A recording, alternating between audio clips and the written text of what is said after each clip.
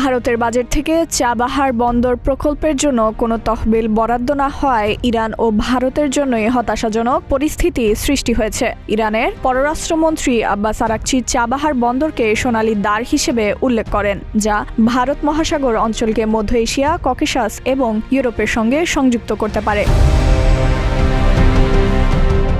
Araghchi আরও বলেন, চাবাহার যদি পূর্ণরূপে উন্নয়ন করা হয় তবে এটি ভারতের জন্য সবচেয়ে কার্যকর পরিবহন পথ হিসেবে কাজ করবে। প্রকল্পটি আফগানিস্তান ও মধ্য এশিয়ার সঙ্গে সরাসরি বাণিজ্য ও পরিবহন রুট তৈরি করার পরিকল্পনায় গুরুত্বপূর্ণ।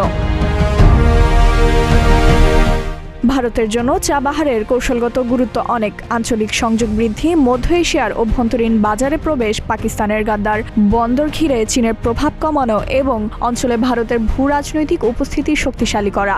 আরাকচি আশা প্রকাশ করেছেন যে একদিন চাবাহার বন্দরের পুনঃ উন্নয়ন দেখা যাবে।